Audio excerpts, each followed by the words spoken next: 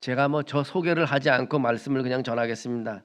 여기 제가 3번인가 지금 왔다가 갖고 제가 왔을 때 결석한 사람은 제가 누군지 모르면 그냥 지나가시고요.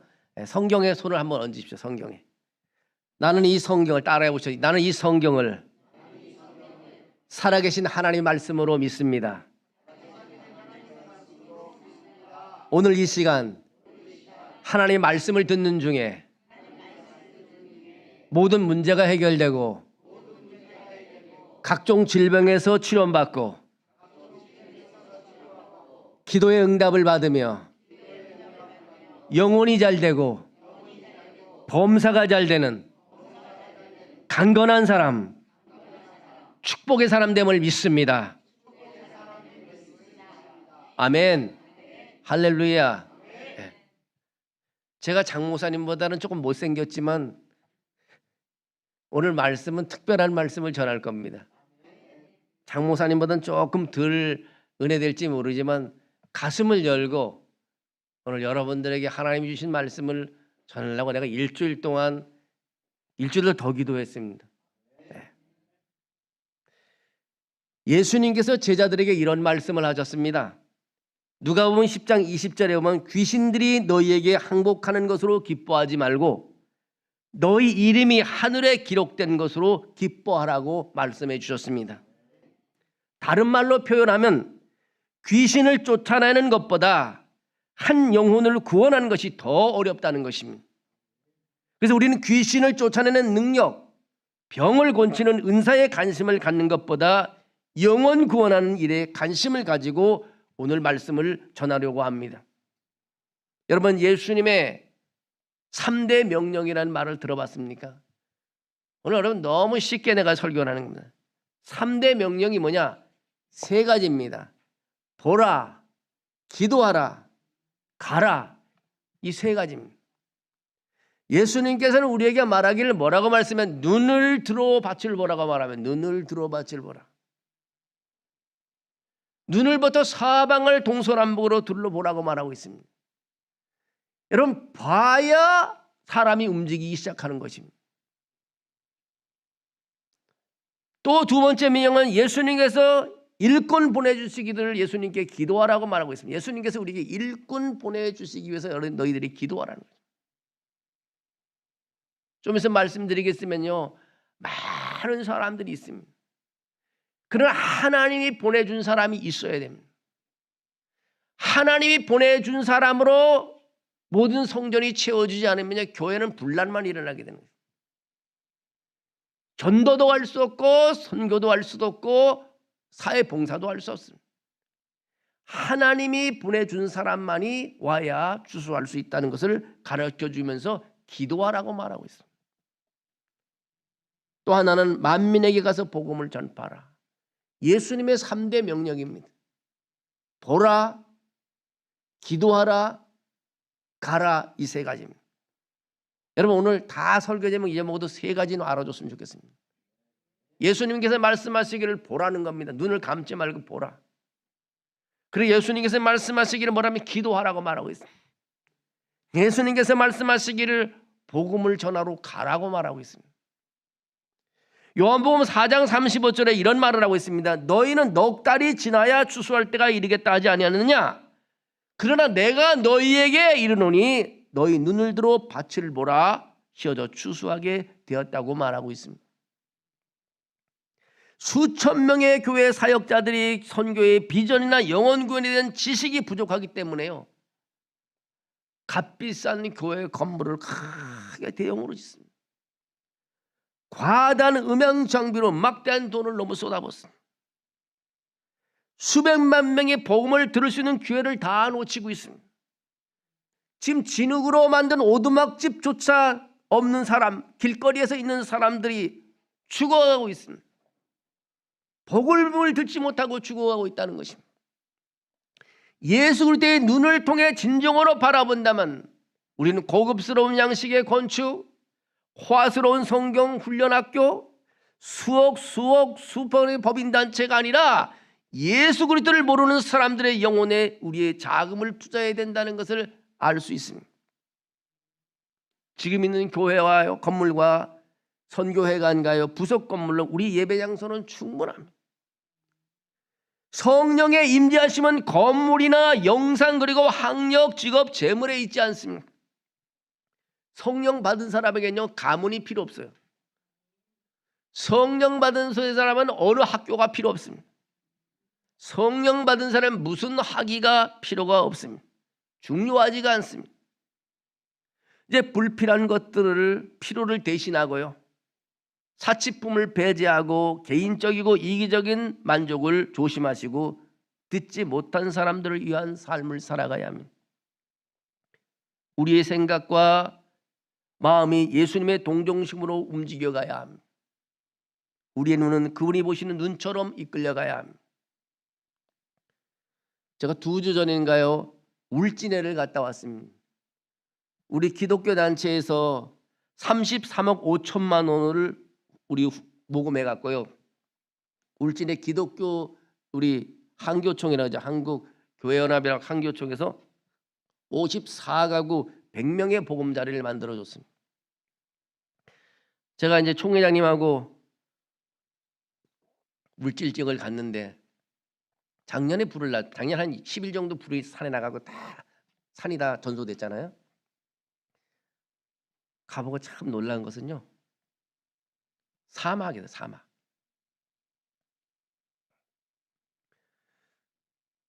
그냥 나무 하나 풀 한 폭이 없으니까 다 사막이에요.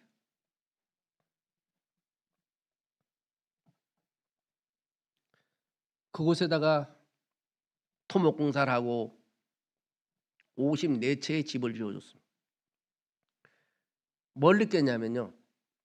불이 났을 때 여기가 이 산꼭대기가 지옥이겠구나. 지옥. 출구가 없어요.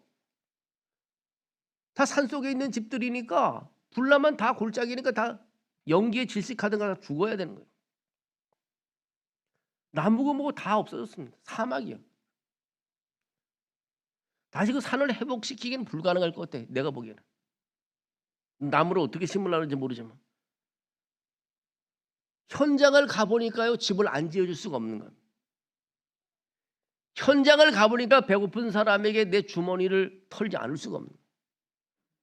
눈으로 보니까 내가 하나님의 사람이라면 죽어가는 사람, 쓰러져가는 사람을 그냥 볼 수 없다는 겁니다. 우리 기독교 단체가 많은 교회들이 모금을 해줘갖고 33억 5천만 원을 지원해서 집을 다 지어줬습니다. 집을 이래 선물로 받은 분들은 눈물 흘리면서, 경상도 지역에 불교 지역이 강하잖아요. 교회 애들 나가는 것도 그렇게 학대가 못 나게 했던 부모님인데 이제는 내가 교회를 아이들 나가도 반대를 하지 않고 본인이 간증입니다. 다 나가고 교회가 이렇게 좋은 줄 몰랐다고 짤막하게 간증하는 것을 제가 들어봤습니다.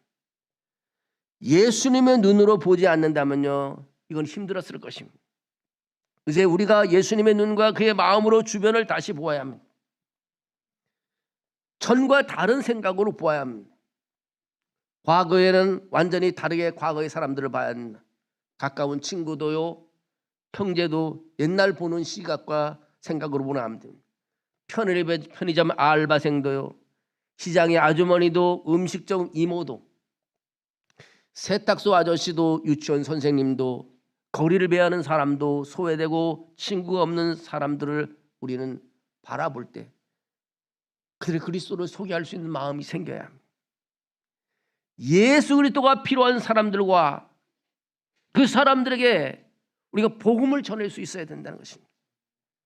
여러분, 교회는 주님의 눈으로 세상을 바라봐야 해요. 교회 성도들이 예배만 드리는 것이 다 되는 것이 아닙니다. 오늘 요한복음 4장 30절에 나는 너희에게 이르노니 너희 눈을 들어 밭을 보라 휘어져 추수하게 되었다고 말하고 있습니다. 여러분, 농부들이 추수하는 것을 본 적이 있으신가요? 저는 시골에서 살아서 추수하는 농부들을 많이 봤습니다. 추수할 때는 굉장히 긴박합니다. 그 시기가 중요합니다. 농부들이요, 추수 시기를 놓쳐버리면 아무것도 거둬들일 수 없습니다. 한꺼번에 수확하지 않으면 수확물을 다 버리고 영원히 버리고 하나도 거둬들이지 못합니다.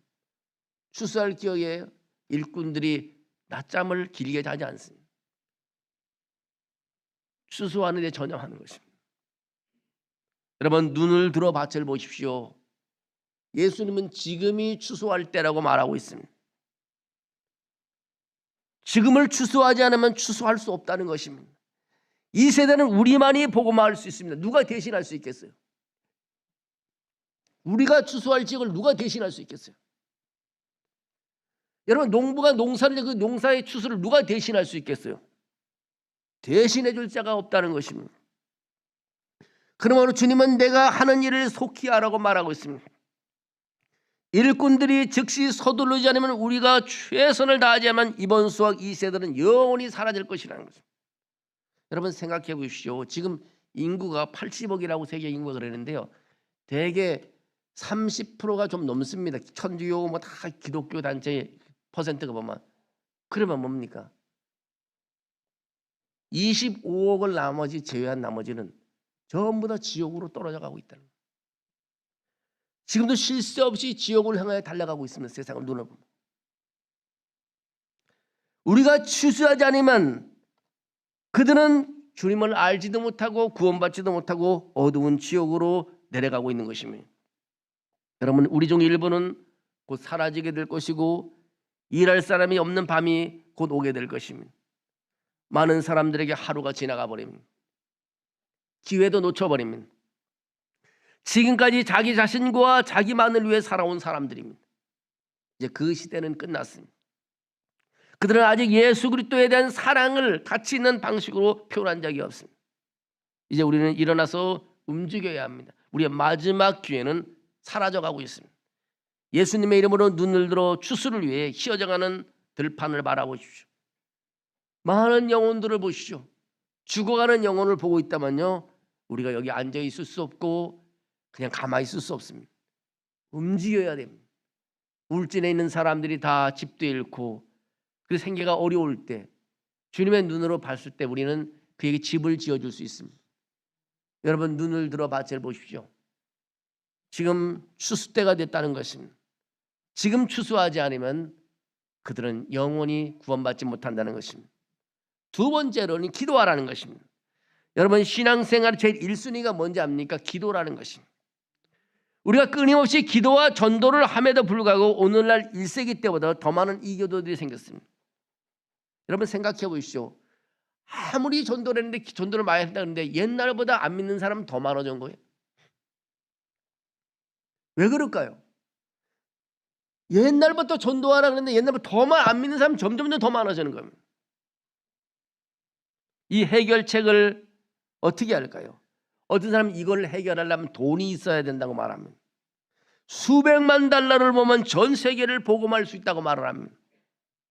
또 다른 사람은 이렇게 대답합니다. 우리에게 충분한 사람을 주시면, 돈보다 더 충분한 사람을 주시면 이 시대에서 그 일을 이루겠습니다.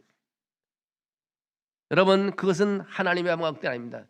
돈도 사람도 하나님의 방법이 아닙니다.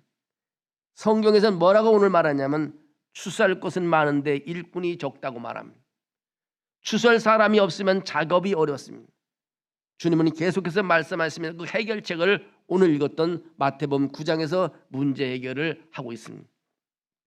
그러므로 너희는 추수하는 주님께 기도하여 추수할 일꾼들을 보내주시기를 구하라고 말하고 있습니다. 여러분 주님이 하신 말씀입니다. 너희는 하시는 주님께 기도하여 추수할 일꾼들을 보내주시기를 기도하라고 말하고 있습니다. 지금 우리에게는 너무 많은 일꾼, 이 세상을 알긴 일꾼들로 가득 차 있습니다. 그들은 주님의 사업이나 영혼 구원의 방법을 모르는 사람들입니다. 그들은 현대 신학과 사회 지식, 사상을 통해 다시 말하면 세상 지식을 통해 할 수 없는 일을 하려고 시도합니다. 그들의 수고가 수많은 사람들에게 얼마나 큰 축복이 되겠습니까? 오히려 많은 상처를 남길 뿐인 것입니다. 우리의 가장 큰 사역은요, 추수의 주님께 일꾼을 보내달라고 기도하는 것입니다. 지금까지 기도 그렇게 해왔지만요, 더 많은 기도를 해야 될 것이 주님 추수의 일꾼을 보내달라고 기도하는 것입니다. 그러면 하나님께서 사람을 보내실 때 항상 올바른 사람, 꼭 필요한 사람을 보내십니다. 그 비결은 바로 기도, 오직 기도 외에는 없는 것입니다. 우리 포근한 교회도 하나님이 보낸 사람들로 가득 넘치기를 부탁드립니다. 하나님이 보낸 사람은요, 하나님의 공동체를 해야 하지 않습니다. 주님께 일꾼 보내달라고 우선적으로 기도해 주시길 바랍니다. 기도가 우선입니다. 기도만이 부흥인 것입니다. 세 번째는 뭐냐면 가라는 것입니다. 가라. 여러분, 첫 번째는 눈을 들어 밭을 봐라, 보라는 것이고, 두 번째는 뭐냐, 기도하라는 것이고, 세 번째는 가라는 것입니다. 가라는 것입니다. 저는 모든 민족에게로 가라고 말하고 있습니다. 마태복음 28장 19절에 그렇게 말하면, 그러므로 너희는 가서 모든 민족으로 제자를 삼아 가르치라고 말하고 있습니다. 요한계시록 7장에 그렇게 말합니다. 각 나라와 족속과 백성과 방언에서 사람이 능히 셀 수 없는 큰 무리가 보좌 앞에 섰다고 했습니다. 사도행전 15장 14절에 이런 말을 합니다. 하나님께서 이방인들을 방문하사 그들 가운데서 자기 이름을 위하여 백성을 뽑아내셨다. 하나님은 필요한 사람을 뽑아내시는 겁니다. 선택해서 사용하시는 것입니다. 여러분 모두가 하나님 앞에 뽑힌 사람이 된 줄로 믿습니다. 여러분 이웃을 가든지 전도하는 사람을 뽑아내세요. 마가복음 13장 10절에는 이 복음이 먼저 모든 민족에게 선포되어야 한다고 했습니다. 그리고 마태복음에서는 그제야 끝이 온다고 말하고 있습니다. 바울은 자신의 목표요, 저 너머 지역에 복음을 전파하는 것을 선언했습니다. 고린도서 10장 16절에 이는 남의 규범으로 이루어 놓은 것으로 자랑하지 아니하고 너희 지역을 넘어 복음을 전하려 하심이라고 말하고 있습니다. 예수님의 계획도 그러합니다. 그의 제자들이 그에게 모든 사람이 주를 찾나이라고 했을 때 그는 우리가 다른 가까운 마을로 가서 거기서도 전도하리니 내가 이를 위하여 왔노라고 말하고 있습니다. 여러분 세계 복음화를 하는 방법이 딱 하나 있는데요. 어떻게 하냐면은 지역에 가서 성경학교를 하는 것입니다. 교회를 세우는 일이 아니에요. 교회를 세워갖고는 세계 복음화를 할 수 없습니다. 여러분 부산에 가서 성경학교를 하고요, 필리핀에 가서 성경학교 하고, 남미에 가서 3차 성경학교를 하고, 다시 아시아로 와서 캄보디아에 가서 성경학교를 하고, 베트남에서 성경학교 5차를 하고, 이거 성경학교라는 거예요. 성경학교에서 성경을 배운 사람만 가서 전하게 되는데요, 세계 복음화는 성경학교를 해야 된다. 우리 포근한 교회가 매 여름에 때마다 성경학교 하는 거 보고, 야 목사님 참 대단하시다. 이 나라를 복음화하려고 그러는 건가? 세계를 복음화하려고 그러는 건가? 성경학교래요. 성경학교에서 뭐 수영 가고 이게 성경학교 아닙니다. 성경에서 뭐 골프 치러 가는 게 성경학교가 아니에요. 성경을 가르치고 성경을 받은 사람이 가서 전하는 일인 것입니다. 필리핀에 성경학교 하는 거 참 좋습니다. 세계 복음화의 한 디딤돌을 놓는 것 같습니다. 이게 바로 세계 복음화를 할 수 있습니다. 교회를 세우면요, 교회만 성장시키려 세계 복음화를 안 합니다. 이제는 교회를 세우는 것보다도요 성경학교를 해야 돼요. 우리가 많은 교회를 세워봤지만 교회가 존속하는 게 길지 않아요. 그러나 성경학교라면 세계로 사람들이 퍼져나가는 것입니다. 누가복음 9장 43절에 주님이 강조해서 이렇게 말합니다. 내가 다른 도시에도 하나님 나라를 전파해야 하리니 이는 내가 보냄을 받았음이라고 말하고 있습니다. 사도행전 1장 8절 우리 잘 알고 있지만 오직 성령이 너희에게 임하시면 너희가 권능을 받고 예루살렘과 온 유대와 사마리아와 땅끝까지 이르러 내 증인이 된다고 말하고 있습니다. 그러므로 이것이 우리의 비전, 예수 그리스도의 이름이 없는 땅, 그 너머의 지역으로 가야 하는 것입니다. 기존 선교단체가 중복되는 것이나 손이 닿지 않는 곳으로 가야 하는 것입니다. 여러분 한국 사람들의 선교 방법은, 내가 이제 선교학을 많이 10년 동안 가르쳤잖아요. 선교대학교에서. 요즘 선교, 한국 사람 선교 방법 어떻게 하냐면은 오병이의 기적을 한번 예를 들게요. 오병이역이 뭡니까? 보리뜻하게 물고기 2마리를 5,000명을 먹인 사건 아닙니까? 근데 이제 예수님께서 축사를 하시니까 5,000명의 음식이 쌓였어요. 그럼 동시에 짱 하고 나눠줄 수는 없잖아요. 이제 바구니에 강줄에 이제 앞줄부터 쫙 이제 100명씩 50줄 앉혀놓으면 5,000명 아닙니까? 이제 첫 줄에 딱 나눠줍니다. 나누다 보면 이 강줄에 음식이 떨어지잖아요. 그럼 이제 다시 음식 창고에 가서 가져와서 두 번째 줄부터 나눠줘야 되잖아요. 근데 한국 사람은 다시 첫 번째 줄부터 다시 나눠주기 시작하는 거예요. 그럼 끝났잖아요. 그럼 가서 또 갔다 왔으면 두 번째 줄에 세 번째 줄에 안 받은 사람은 나눠줘야 되잖아요. 근데 한국 사람 또 첫 번째 줄부터 나눠줘. 계속 아는 사람만 도와주는 거예요. 복음을 안 들어본 사람은 평생 못 들어보는 거예요. 이게 한국 사람들의 선교 방법입니다. 이러는 게 많은 물질을 투자했는데도 복음이 전파가 되지 않아요. 한 줄까지 나가고 두 줄까지 나가려 그러다가 더 이상 세 번째 줄은 가지라는 거예요. 진짜 복음이 뭐냐? 복음을 들어보지 않은 사람에게 복음을 전해야 됩니다. 이게 우리의 목표인 것입니다. 우리는 복음을 들어보지 못한 사람, 그 사람에게 복음을 전하는 것. 우리 장 목사님도 열심히 잘 하시는데 보니까 참 우리가 참 기도해서 한 마을을 정해놓고 복음을 들어보지 않던 사람, 성경학교를 한 사람을 데려가서 다 풀어놓고 그 지역을 한번 뭐 추수가 100% 되는 일은 없겠죠. 50%만 돼도 얼마나 놀라운 기적의 역사가 나타나겠습니까? 여러분, 우리가 진짜 복음을 전할 때 하나님의 원하는 선교로 해줘야 됩니다. 앞줄만 계속해서 선교하면요, 하나님 뒤에 사람은 울고 있으니까 우리가 잘못된 것입니다. 여러분, 정말 어두움에 눌려있는 사람들, 소외된 사람들, 정말 그리스도의 빛을 보지 못한 사람들, 예수님의 이름을 들어보지 못한 사람들, 이것으로 여러분들이 걸어가게 된다면 얼마나 하나님께서 기뻐하실까 여러분 생각해 보십시오. 모든 민족에 가라, 주님은 또 개인에게 가라고 말하고 있습니다. 마가복음 16장 15절 이렇게 말합니다. 너희는 온 천하에 다니며 모든 만민에게 복음을 전파하라. 이것이 개인에 대한 우리의 책임인 것입니다. 여러분, 내가 성경 구절 한번 읽어볼게요. 잘 들어보세요. 에스겔서 3장 17절에서 19절인데 얼마나 여러분 가슴이 뜨거워진지 들어보세요. 사람의 아들아, 내가 너희 이스라엘 민족의 파수꾼으로 세웠다. 너는 내가 하는 말을 듣고 내 말로 그들을 경고하라. 내가 악인에게 너는 반드시 죽을 것이다 하고 말할 때에 내가 만일 그에게 경고하지 않거나 잘 타일러 그를 악한 길에서 돌이켜 그를 살게 하지 않으면 그 악인은 자기 죄로 죽겠지만 나는 그의 죽음에 대한 책임을 너에게 물을 것이다. 그러나 내가 만일 그 악인을 경고하고 타일러도 그가 악한 행실과 죄를 버리지 못하면 그는 자기 죄 때문에 죽을 것이며 너희는 아무 책임이 없을 것이다. 그럼 무슨 말이냐면요, 우린 듣든지 말든지 복음을 전해야 된다는 것입니다.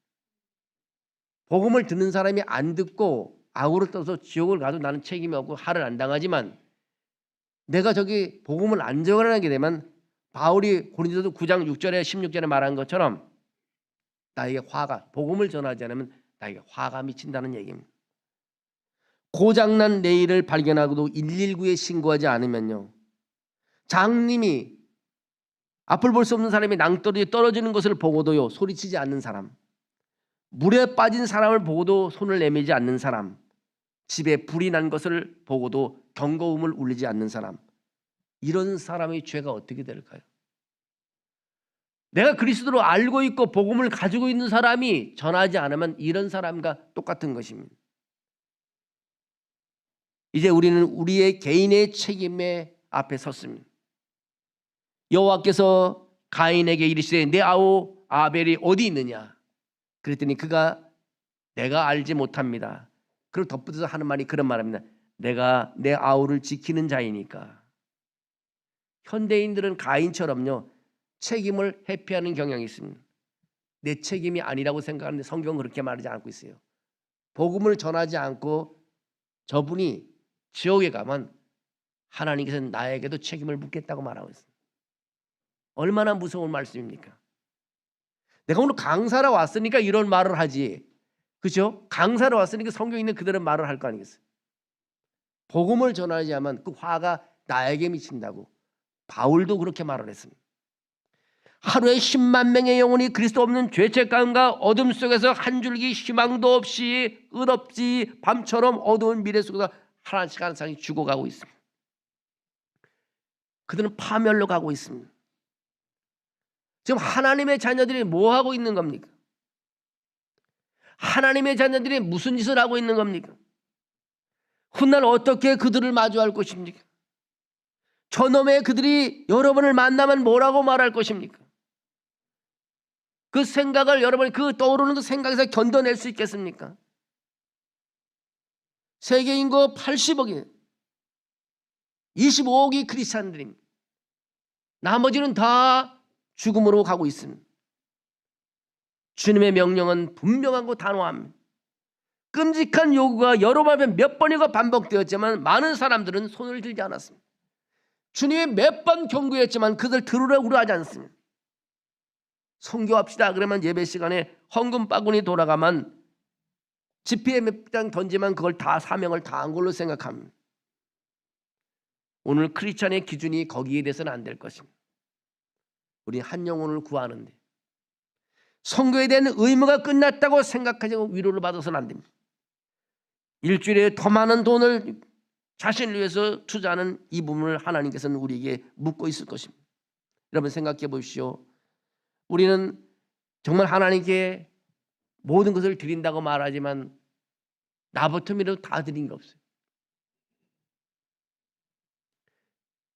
모든 것이 주님의 것이고 주님이 우리에게 허락한 것인데 나를 위한 것은 거의 다 써버리는데 주를 위한 것은 한 것이 없단 말이에요. 지금 55억 인구가 지옥으로 향하고 있습니다. 그리고 우리는 하나님 앞에 와서 그런 기도를 하나님 나에게 자비를 베풀어 주십시오. 하나님의 축복을 나에게 주십시오. 건강도 행복도 넘치게 해주십시오. 여러분 이런 기도가 우리가 하나님 앞에 합당한 기도인가를 생각해 볼 수 있습니다. 하늘에 얼마나 많은 보물을 쌓아 두셨습니까? 여러분은 재물은 어디에 있습니까? 은행에 있습니까?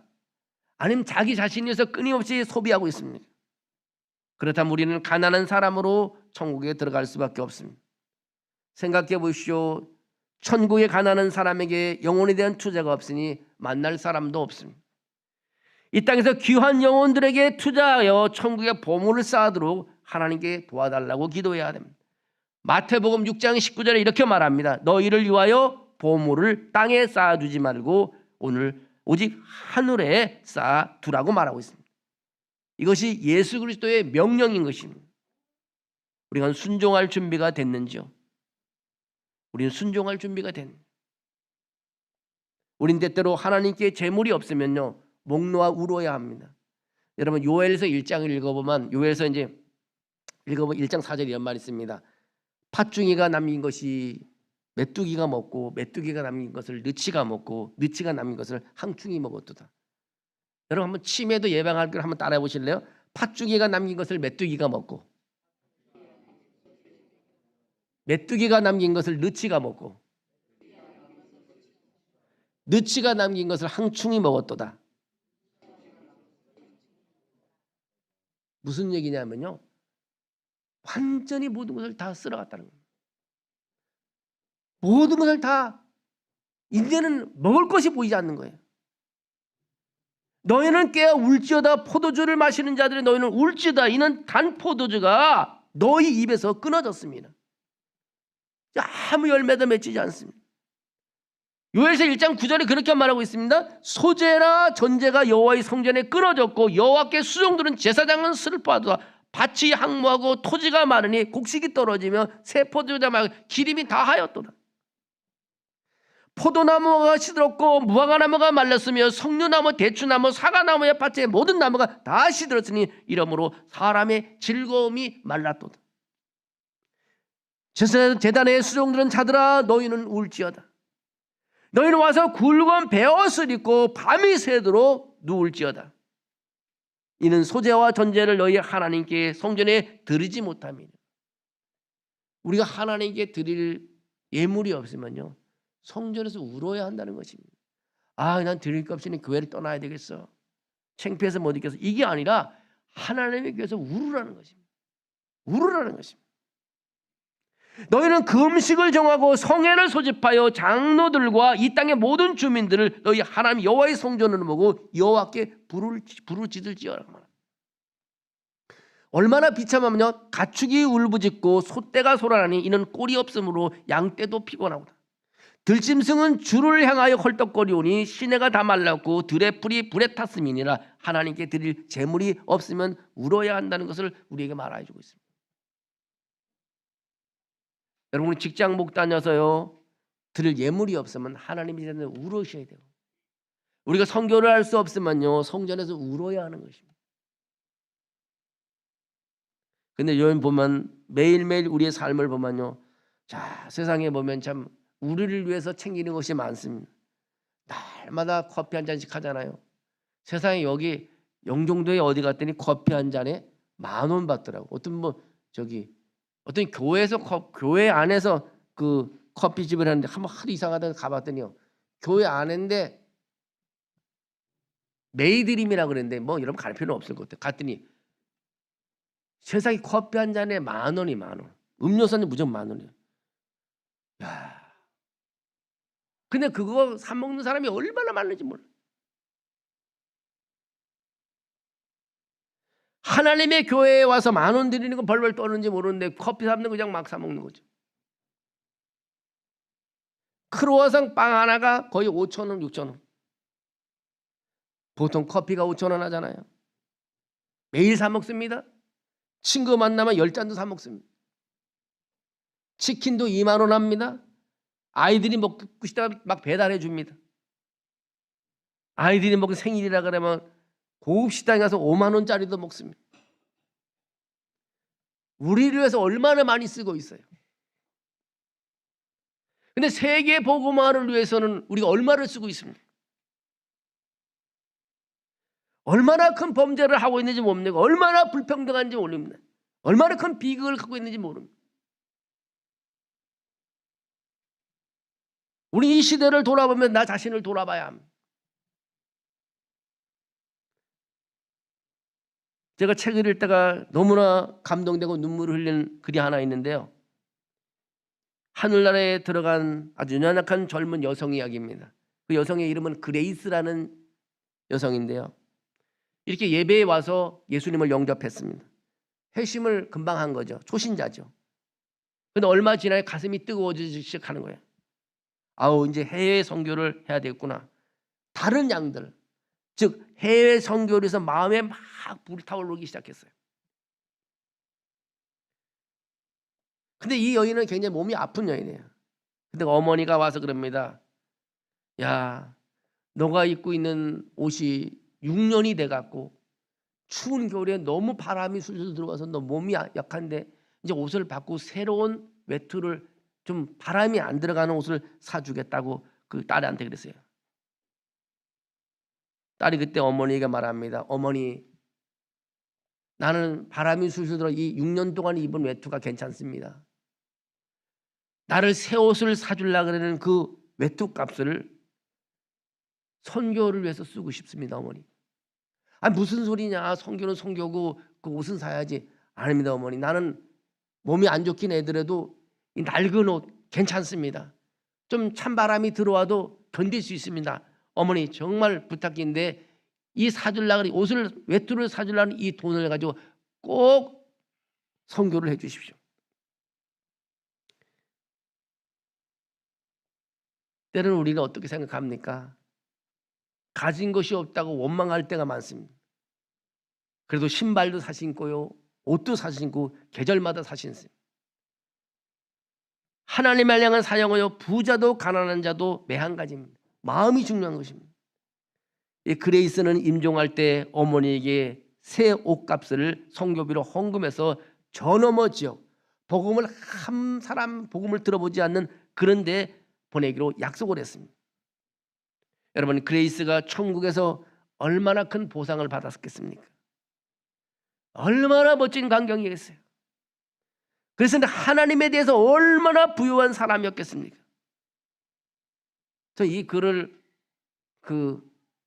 오스왈드 스미스라는 분이 이 글을 이렇게 한 걸 내가 읽고 마음 많은 눈물을 흘렸어요. 나는 사실 나를 위해서 옷 사 입은 건 없지만 아들을 위해서는 신발도 사주고 옷도 사주고 많이 했어요. 나는 10,000원짜리 운동화 신어도 아들을 위해서는 10만 원짜리 사주고 그랬어요. 근데 하나님께 회개했어요. 야, 주님한테 먼저 10만 원을 드렸어야지 왜 아들을 신발을 사는데 10,000원을 우선적으로 했을까? 내 마음에 나한테 많이 질문했어요. 네가 정말 하나님을 사랑하는 사람이냐? 사랑하는 여러분, 이제 책임은 우리에게 있습니다. 여러분 어떻게 할 건가요? 여러분의 역할이 무엇인가요? 이제 그리스도의 3대 명령을 여러분 앞에 놓여 있습니다. 눈을 들어 밭을 보십시오. 영혼이 죽어가고 있습니다. 세상을 바라보십시오. 여러분 이 성전이 하나님의 사람들로 보낸 사람으로 가득 채워 일꾼이 가득 차는 그런 역사가 있기를 여러분 정말 밤낮으로 기도하셔야 됩니다. 그래 정말 우리는 사람을 보내야 되고 갈 수 없으면 대신 보내야 되고 대신 보낼 수도 없으면 정말 이 그레이스라는 여인처럼 우리가 그의 자금을 대줘야 될 것입니다.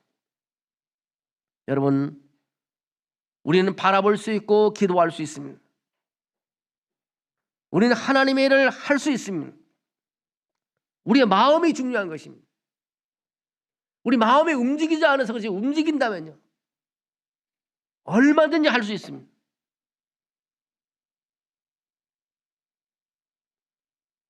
먼저 나를 생각하고 내 가족을 생각하고 내 것만 생각하다 보니까 모든 내셔널리즘에 빠지다 보니까 우리가 모든 것을 놓쳐버리고 다 지나가 버립니다. 여러분 지나가면 우리는 기회를 놓치게 되는 것입니다. 이제 서둘러야 합니다. 복음의 빛으로 더 멀리 그리스도의 복음이 전파될 수 있도록 주님의 명령에 우리는 순종해야 되는 것입니다. 추수시기를 놓치면요 너무 늦게 됩니다. 아무도 구원할 수 없습니다. 사명자들은 이제 서둘러야 됩니다. 기다리거나 머뭇거리는 것은 바로 죽음인 것입니다. 내가 머뭇거리면 저 사람은 죽어가고 있는 것입니다. 내가 기다리면 저 사람은 죽어가고 있습니다. 어떤 사람은요 문이 열릴 때만은 기다린데 문이 열릴 때 기다리지 마. 닫힌 문은 내비두고 열린 문을 들어가라는 것입니다.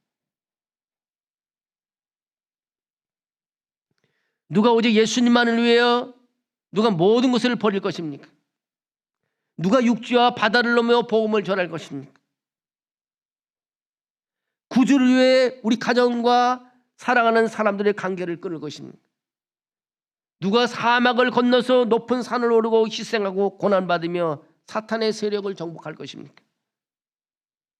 누가 사막을 건너고 높은 산을 오르고 희생하고 고난받을 것입니까? 우리 예수님의 음성을 들을 수 있습니다. 눈을 들어 밭을 보라. 여러분 가슴이 뜨거웁니까? 그들이 멸망하기 전에 서둘러야 한다는 것입니다. 밤이 오기 전에 우리는 서둘러야 할 것입니다. 추수가 끝나기 전에 우리는 서둘러야 할 것입니다. 누가 어떤 대가를 치들어서라도 기꺼이 갈 것입니다. 여러분이 가든지 보내든지 후원하든지 해야 되는 것입니다. 프랜섬이라는 사람이 있는데요. 허든 테일러의 중국의 그 선교의 아버지를 허드슨 테일러에게 100명의 선교사를 보냈습니다. 이 프랜섬이라는 사람이. 근데 선교사가요 공부도 안 하고 아무것도 학식이 없고요 신학교를 졸업하지도 않은 사람을 100명의 평신도 선교사를 뽑아서 중국에 있는 허드슨 테일러에게 보냈어요. 그러니까 허드슨 테일러가 100명의 명단을 보고 왕을 보니까 이거 졸업한 학력이 없는 거예요. 그래서 그냥 화가 나고 보내는 그 프랜섬에게 편지를 썼어요. 어떻게 나한테 선교사를 보낸다는 사람이 이런 사람을 보냈냐? 내가 볼 때 내가 기준으로 볼 때 자격이 안 되는 사람을 왜 보냈냐고 막 화를 내면서 편지를 썼어요. 근데 2년 후에 허드슨 테일러가 프랜섬이라는 사람에게 다시 편지를 보냈어요. 내가 당신이 보낸 100명의 선교사들을 보니까 그분이 전도할 때도 예배할 때도 기도할 때도 성령이 임재하는 것을 내가 보았다.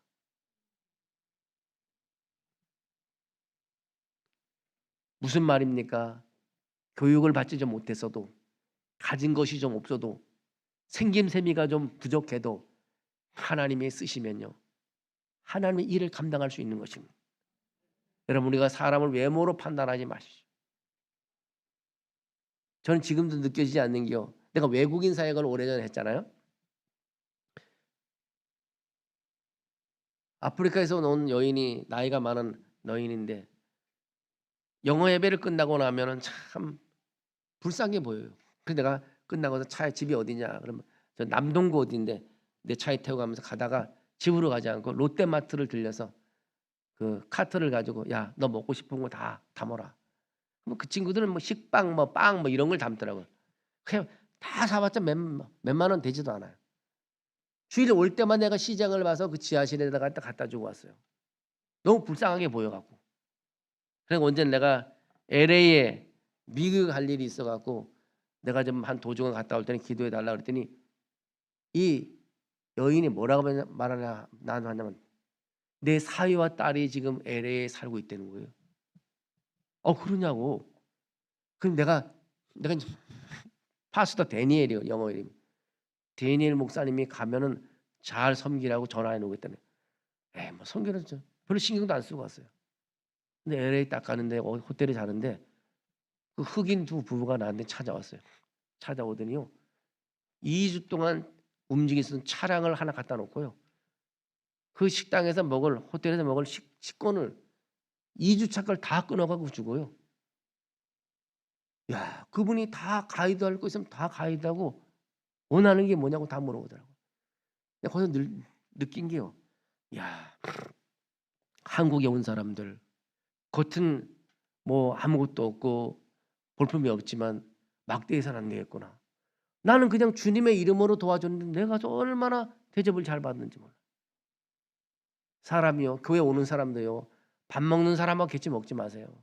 좀 부족한 사람하고 먹고 보이기에 좀 안 먹던 사람 같이 먹으세요. 그분이 어떻게 될지 모릅니다. 그분 기도 한마디가 교회에 놀라운 역사를 일으킬 수 있고, 그분의 기도 한마디가 하나님 영광을 드러낼 수 있고, 그분 기도 한마디가 수십 명을 구원할 수 있습니다. 늘 교회 내가 목사가 된 지 33년 됐지만 이래 보면은 장로님들은 장로님 집에 밥 먹고, 권사님은 권사님 집에 밥 먹고, 지사님 지사님하고, 새신자는 아무 먹을 사람이 없어 그냥 혼자 먹다가 그냥 집에 가고 다음번에 안 올래, 이런 사람이 있어요. 날마다 만나는 사람하고 같이 밥 먹는 거예요. 빵을 먹더라도. 오늘은 빵 먹는 시간이 있는지 모르지만 그렇게 하지 마시고요, 진짜 좀 교체해서 장로님 절로 가라 그러고 안 먹던 사람하고 좀 빵도 먹고 커피도 마셨으면 좋겠어요. 우리 하나님의 나라의 공동체가 서로 외모를 보고 판단하지 말자고요. 어떤 사람 돈 많은 사람하고 앉아서 먹으려고 그러는데 그러지 말자고요. 돈 없는 사람의 기도 한마디가요, 돈 많은 사람보다 더 큰 파워를 형성할 수 있다는 거. 하나님이 함께하면요, 더 큰 능력을 발휘했다는 걸 알으셔야 됩니다. 배운 것이 없다 할지라도요, 가진 것이 없다 할지라도 오늘 눈물을 흘려 기도하면 하나님이 그 기도를 들으면 끝인 것입니다. 여러분 삶 속에 오늘 3대 명령을 꼭 기억해 줬으면 좋겠습니다. 12시니까 그만하겠습니다. 3대 명령 뭡니까? 눈을 들어 세상을 바라보라. 일꾼을 보내달라고 하나님께 기도해라. 세 번째로, 여러분 해외 선교회, 지역 선교회 관심을 가지고 여러분이 쓰임받는 삶이 되시기를 주의 이름으로 축원합니다. 하나님 아버지 감사합니다.